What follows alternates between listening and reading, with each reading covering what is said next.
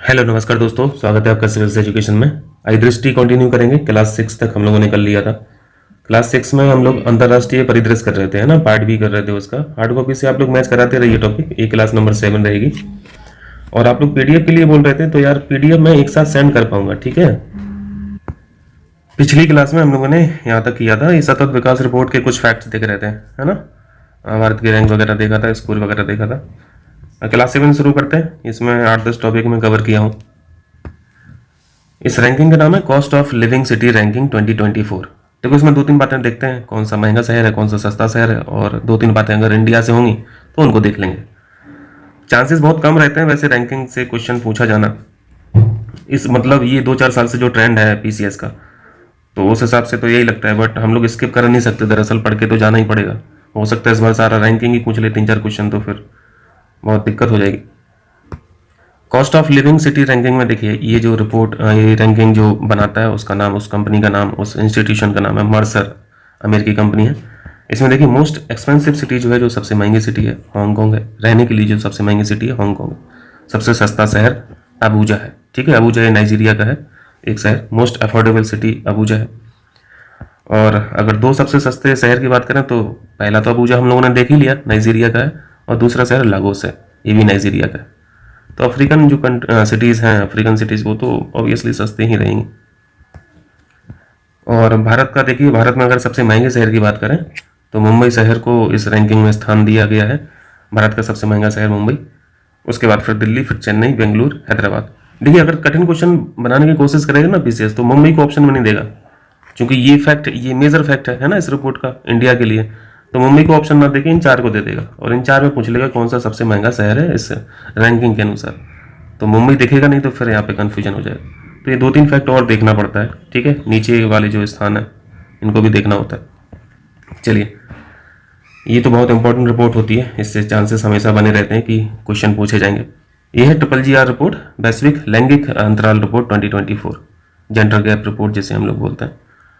ये फैक्ट पहले तो आपको ध्यान रखना है, WEF वर्ल्ड इकोनॉमिक फोरम के द्वारा इस रिपोर्ट को बनाया जाता है, ठीक है। अब फैक्ट देखते हैं इस रिपोर्ट में क्या क्या आया है।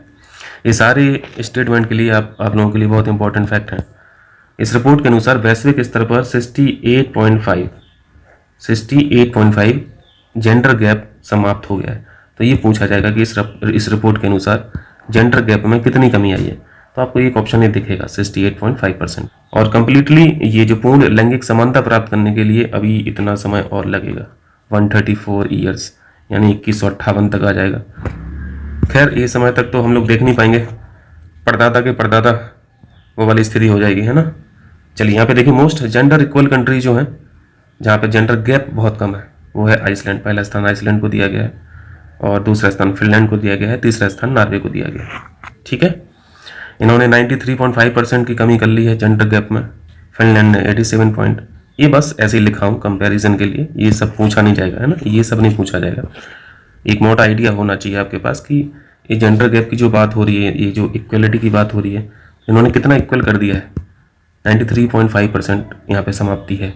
ये क्या चीज़ है, लैंगिक अंतराल में अंतिम देश सूडान सबसे घटिया देश है इस रिपोर्ट के अनुसार जेंडर गैप में, ठीक है। और दूसरे स्थान पर पाकिस्तान है। मोस्ट जेंडर अनइक्वल कंट्री है ये, ठीक है। मोस्ट जेंडर अनइक्वल कंट्री कर लेंगे। यहाँ पे पाकिस्तान थोड़ा सा इंपॉर्टेंट फैक्ट है। भारत की रैंक कितनी है, 129, ठीक है। ये 2024 का है, और 2023 का भी याद रखना है, क्योंकि पुराना पूछता है, इंपॉर्टेंट रिपोर्ट है, तो एक फैक्ट पुराना भी आपको ध्यान रखना है। 127 डिग्रेड हुआ है, इसको स्टेटमेंट में बना देगा कि घटोतरी हुई है, बढ़ोतरी हुई है, तो दोनों की रैंकिंग याद रहेगी तो हो जाएगा। और इस रिपोर्ट में क्या बताया है भारत के बारे में, GGR 2024 के अनुसार 64.1% जेंडर गैप को समाप्त कर दिया गया है। ये भारत ने किया है, ठीक है। तो ये भारत के लिए इंपॉर्टेंट फैक्ट है, 64.1%, एग्जैक्ट फिगर आपको ध्यान रखना है। और ओवरऑल वर्ल्ड की ग्लोबल लेवल पर बात करें तो ये 68.5 हो जाएगा ना। तो ये सारे फैक्ट जो इंपॉर्टेंट है मैंने यहाँ पे मार्क कर दिए। पैरामीटर भी इंपॉर्टेंट है, किन किन पैरामीटर्स को देख के इस रिपोर्ट को बनाया जाता है। आर्थिक भागीदारी कैसी है वहाँ पे उस कंट्री में, अपॉर्चुनिटी कैसी है, अवसर कैसे हैं, शिक्षा प्राप्ति कैसी है, स्वास्थ्य और उत्तरजीविता, राजनीतिक सशक्तिकरण, ये 4 इन्होंने पैरामीटर दिए हैं इस रिपोर्ट को बनाने में। तो ये चारों याद रखना है, ठीक है। ये पैरामीटर याद रखना है आपको जेंडर गैप के। चलिए अब देखते हैं शांति सूचकांक, वैश्विक शांति सूचकांक, यानी यह है ग्लोबल पीस इंडेक्स, है ना, जीपीआई 2024। बना था कौन है? ऑस्ट्रेलिया की एक संस्था है आईईपी। इसके बारे में एक बार क्वेश्चन पूछा था, यही पूछा था कि आईईपी है कहाँ की संस्था? ऑस्ट्रेलिया आंसर था, institute of economics and peace, Australia द्वारा जारी किया जाता है। इस सूचकांक को स्टीव किल्लेलिया, ऑस्ट्रेलिया की एक इंडस्ट्रियलिस्ट है, उद्यमी है, इन्होंने लॉन्च किया था, तो इनका नाम इंपॉर्टेंट है यहाँ पर। अब देखिए फैक्ट इस रिपोर्ट के, रूस और यूरेशिया के अतिरिक्त विश्व के अन्य सभी क्षेत्रों में शांति के स्तर में गिरावट दर्ज की गई है।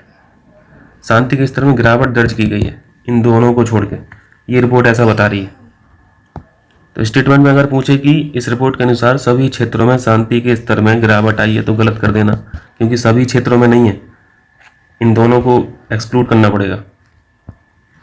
यूरोप के बारे में सर्वाधिक शांतिपूर्ण क्षेत्र है, इस तरीके का रैंकिंग ना पूछ के एक बार ऐसे क्वेश्चन पूछा था कि इस रिपोर्ट के अनुसार सर्वाधिक शांतिपूर्ण क्षेत्र कौन सा है।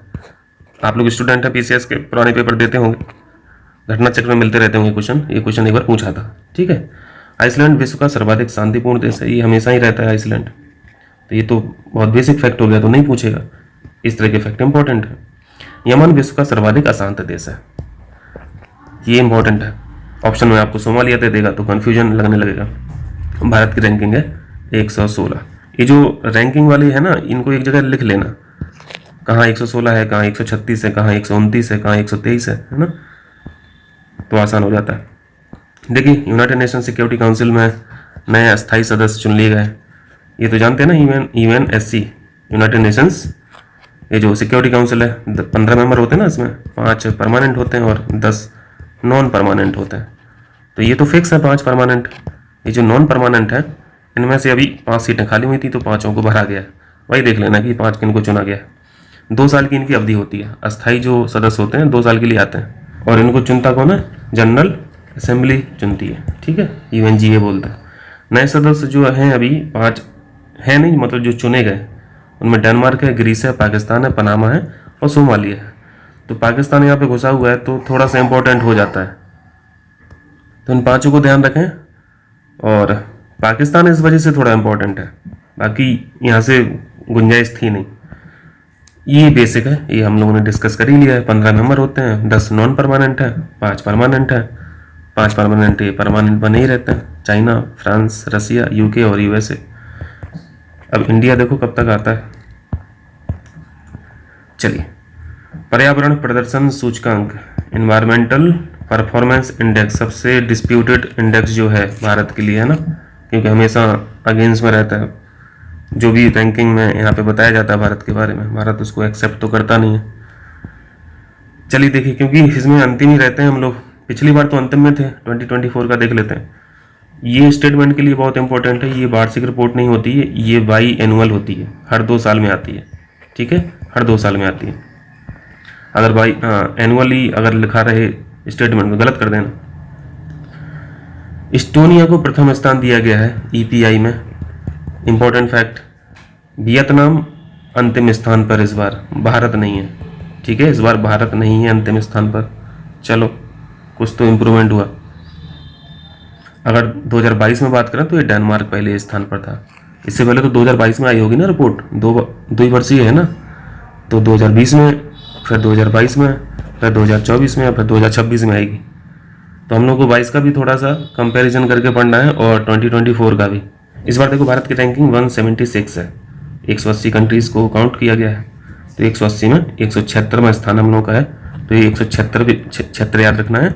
और 180 पोजीशन पे कौन है, यानी अंतिम पे, ये वियतनाम है। ये चीज़ें देख ली आपने, 2022 का देख लिया, भारत अंतिम स्थान पर था। चलिए और क्या बताया इस रिपोर्ट में, भारत वर्तमान में विश्व का तीसरा सबसे बड़ा ग्रीन हाउस गैस उत्सर्जक, यानी ये जो ग्रीन हाउस गैस एमिटर है ना, उत्सर्जन करने वाला जो देश है, हम लोग तीसरे स्थान पर स्टैंड करते हैं, ये रिपोर्ट बता रही है।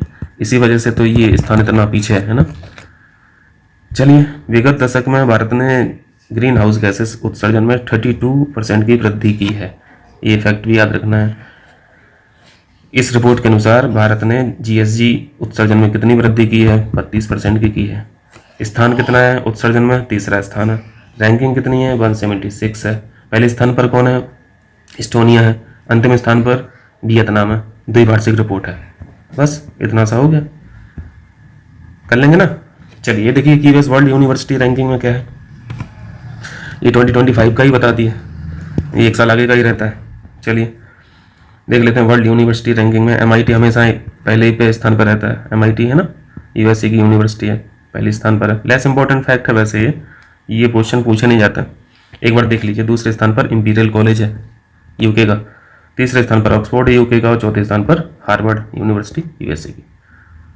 तो ये रैंकिंग होगी। भारत में देख लीजिए, भारत में पहला स्थान IIT बॉम्बे को दिया गया है इस रैंकिंग में। ओवरऑल 118वीं रैंक है, ये नहीं ध्यान रखना है।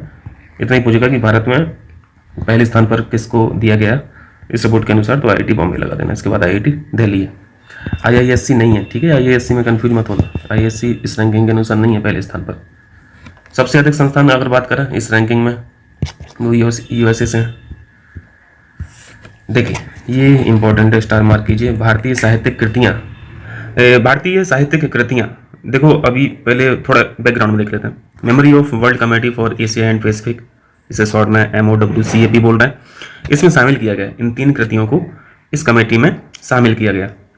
अब ये कमेटी क्या है भाई, ये देख लेते हैं। एक ग्लोबल लेवल पर प्रोग्राम चलता है जिसका नाम है मेमोरी ऑफ वर्ल्ड प्रोग्राम, जो काम ही करती है संरक्षण का। किनका संरक्षण करना है, इन्हीं सब चीज़ों का, ठीक है। कृतियों का, साहित्य जो है, लिटरेचर है, जो वैल्यूएबल लिटरेचर वगैरह है, इन सब का जो प्रोटेक्शन वाला काम है ये संस्था करती है। तो मेमोरी ऑफ वर्ल्ड प्रोग्राम यानी MOWP जो है, इसी की एक यूनिट है ये कमेटी, ठीक है। और ये संस्था करती क्या है, मूल्यवान प्रणालिक जो है इनको प्रोटेक्ट करती है, उनको संरक्षण प्रदान करती है, ठीक है। तो इनका नाम याद रखना है, रामचरितमानस, पंचतंत्र और सहृदय लोक लोचन। ये 3 कृतियाँ जो भारत की हैं, इनको अभी रिसेंट में इसमें ऐड किया गया। तो ये आज का वीडियो हो गया, आगे कंटिन्यू करते हैं, कल मिलते हैं, ठीक है। चलिए रिवाइज करते रहिए, बहुत इंपॉर्टेंट चीज़ें हैं ये सारी।